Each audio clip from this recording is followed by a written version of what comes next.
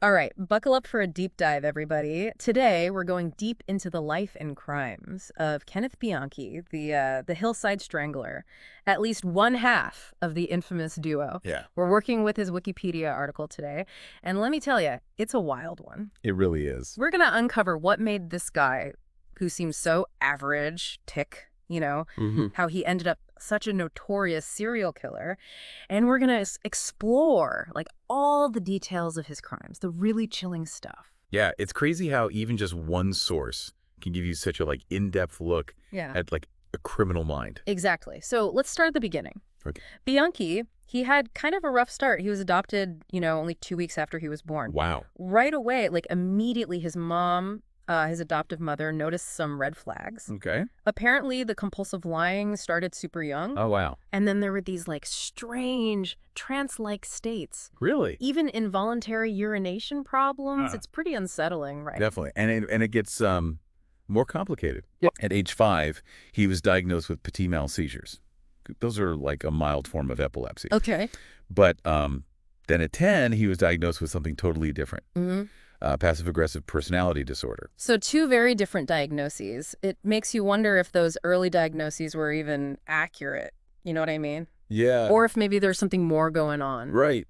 And, back then they didn't really understand mental health like we do now. Right. So it's hard to say for sure. Yeah. The article doesn't really directly connect his childhood to his crimes, Mm-hmm. but it does raise questions about the impact, long-term, of a rough childhood. It does, for sure. And then it gets more interesting during his teenage years. Oh, okay. When his adoptive father died, Bianchi apparently didn't even react, didn't show grief at all. Wow. No tears, nothing. That's really strange. Yeah, and he had all those behavioral problems still, so you have to wonder if maybe there were chances to help him that were missed. Yeah, definitely.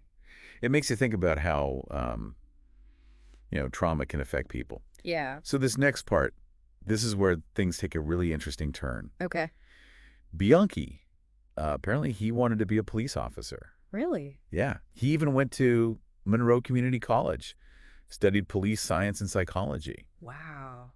but dropped out after just one semester. It's strange, right? He wanted to be a police officer, but then became a serial killer. Right. What do you think that means? Was he fascinated by law enforcement, or did he want to be close to, the action, or what? Yeah, it's a real paradox, isn't it? It's worth looking into for sure. So after that, he had all sorts of jobs, but he finally ended up as a security guard. And that's an interesting point, right? Having access to all that stuff as a security guard. Exactly. How did that affect his criminal behavior? Well, the article says he was always stealing things from work, all the time. Mm-hmm. And he would use that stuff to impress girls, even prostitutes. He even applied to the sheriff's department, wanted to be a real cop, but they rejected him. Oh, man. Imagine how much that must have hurt his ego, the people he admired rejecting him. Totally. So then he moved to Los Angeles and met his cousin, Angelo Buono. And this is a big turning point. Yeah, a fateful encounter. The source, it emphasizes how much Bianchi looked up to this guy, Buono. His clothes, his jewelry, the power he had over women. Yeah, definitely. And they were both kind of drawn to darkness, to crime. Right. And that admiration that Bianchi had for Buono, it created this really dangerous dynamic. Yeah. Especially with their shared interests. Toxic, right. Totally. So they started small. Yeah. Pimping. Yeah. But it escalated. Yeah. Really quickly. He turned into something way worse. Yeah. To the Hillside Strangler. They raped and murdered 10 young women and girls. Yeah. Between October 77 and February 78. 10 lives just gone. It's really awful. The article goes into a lot of detail about each victim, and it's a really grim picture. Yeah. Of what those poor women went through. Let's take a closer look at a few of these cases to really understand how brutal they were. Okay, yeah. Look at that. So Yolanda Washington, their first victim. Right. She was found posed in a lewd way on a hillside near the Ventura Freeway. It's like they were trying to control the story, even after she was dead. Exactly. Yeah. What about Judith Lynn Miller? Oh, she was just 15, a student and a prostitute. Yeah. They killed her in Buono's shop and then dumped her body in a flood control channel. The article says her legs were posed in a diamond shape. Yeah. It's just horrifying. So awful. And then there were Dolores Cepeda and Sanja Johnson, two friends, abducted together. Their bodies were just thrown in a garbage pile. Yeah. No respect for human life at all. And then Christina Weckler. Yeah. They used Windex and oven gas to kill her. It's just a level of cruelty that it's beyond comprehension. It really is. And, during all this, Bianchi actually applied to the LAPD. He did. Yeah. He was going on ride-alongs with officers who were looking for the Hillside Strangler. Can you believe that? No way. He was right there with them, hiding in plain sight. Yeah. And their partnership, it finally ended when Bianchi moved to Washington State. Bellingham, I think? Okay. The source says Buono was furious when he found out Bianchi was being questioned by the LAPD about the Hillside Strangler case. So that's why he moved. Yeah. And then he killed 2 more women. On his own this time. Oh, wow. Karen Mandick and Diane Wilder, they were both students. He lured them into a house that he was guarding, and then he strangled them. So his MO changed a little bit, right? Yeah, he wasn't pretending to be a cop anymore. He used his job as a security guard to get to his victims. Oh, and yeah. this time, he left more evidence behind, which led the police right to him. They found a California driver's license, did a routine background check, and bam, connected him to addresses of 2 of the Strangler victims. Wow. So that was it for the Hillside Strangler. Yeah. Finally. But Bianchi's story doesn't end there. No, it doesn't. Next time, we're going to get into this trial, all that multiple personality stuff, and what happened after he was convicted. It gets even more interesting. Oh, I can't wait. So last time we were talking about Bianchi getting caught, but his trial, it wasn't exactly a slam dunk. Oh, how so? Well, he actually pleaded not guilty by reason of insanity. Guilty by reason of insanity. That's a bold move. What was his defense?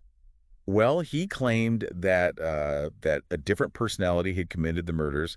Steve Walker was the name he gave this other personality. Steve Walker, okay. And apparently he'd just seen that movie, Sybil, Yeah. the one about the woman with multiple personalities. Right.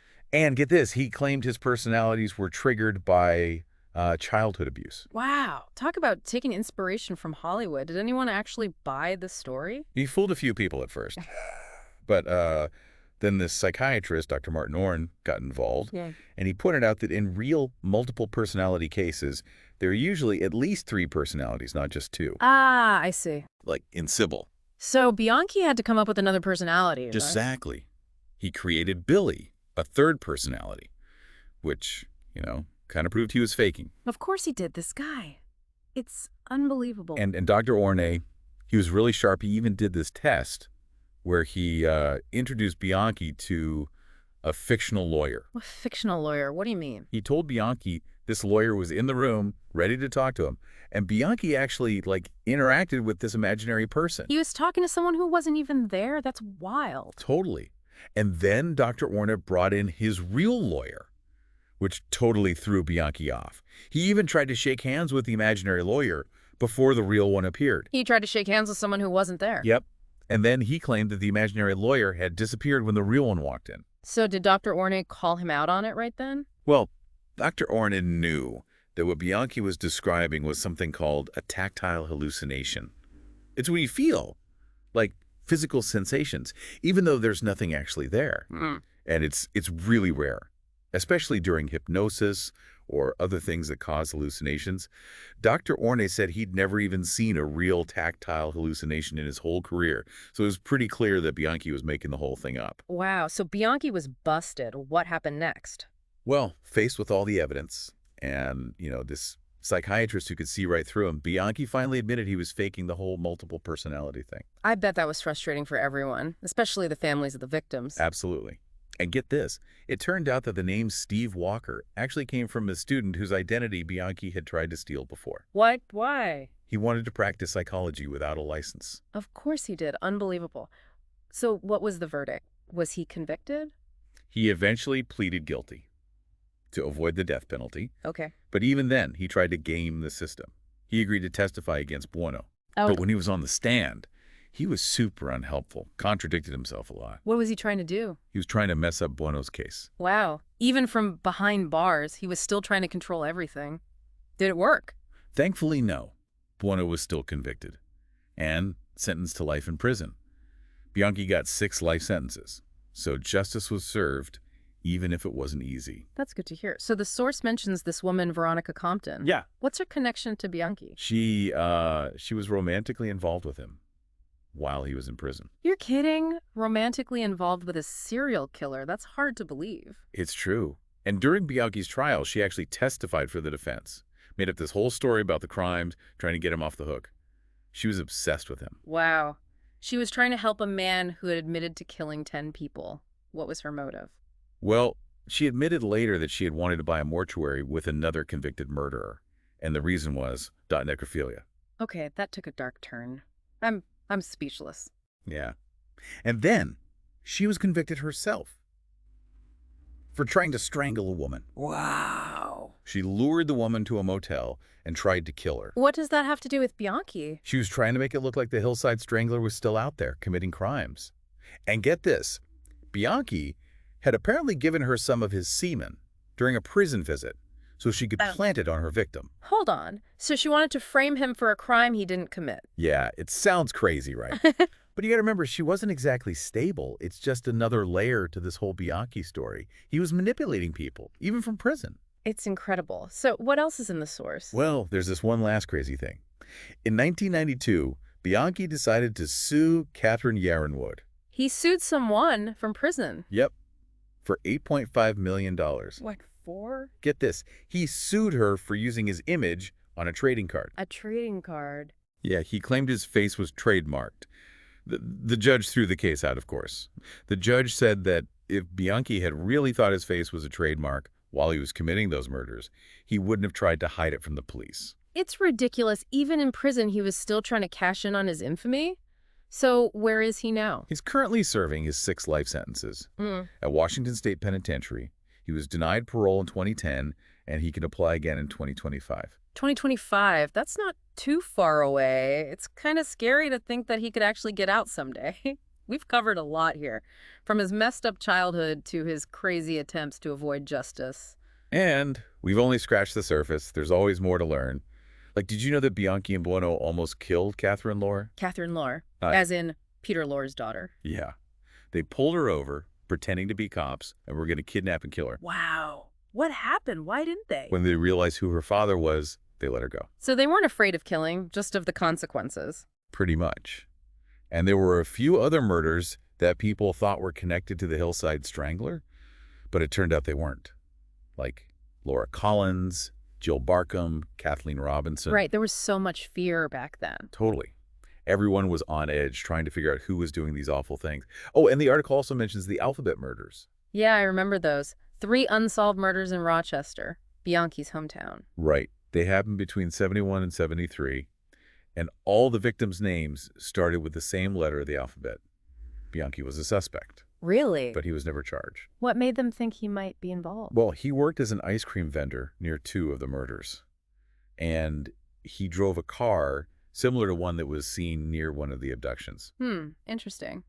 So possible connections, but nothing definite. It's a shame those cases are still unsolved. It makes you wonder if there are other victims out there, people whose stories we don't even know. It's a disturbing thought. We've really gone deep into the world of Kenneth Bianchi, but we've only just scratched the surface. What are your thoughts on all of this? Yeah, it's a chilling thought, isn't it, to think there might be more victims out there that we don't know about. Yeah. And it really underscores the importance of these deep dives, I think. You know, it's not just about the facts of the case, but also, like, the bigger picture, the human cost. Right, exactly. This whole thing, it's been a roller coaster. Anger, sadness, disbelief. It's hard to grasp the kind of cruelty Bianchi was capable of. It's true. It's heavy stuff. But it's important to remember the victims. And, you know, the people who survived, those who fought for justice, and the people who are still searching for answers. Their stories are just as important as Bianchi's. Absolutely. Their stories are the ones that give us hope. They remind us that even in the face of, horrible darkness, there's still light. We've covered a lot about Bianchi, his life, his crimes. But I think the most important thing to remember is that this isn't the end. Yeah. The search for understanding, it doesn't stop here. You got it. Keep asking questions. Keep digging. And keep the memory of the victims alive. It's by exploring and talking about these things that we can learn from the past and work towards a future where, these kinds of tragedies don't happen. Well said. Thanks for joining us for this deep dive into the dark world of Kenneth Bianchi. Until next time, keep digging, keep exploring, and keep those critical thinking skills sharp.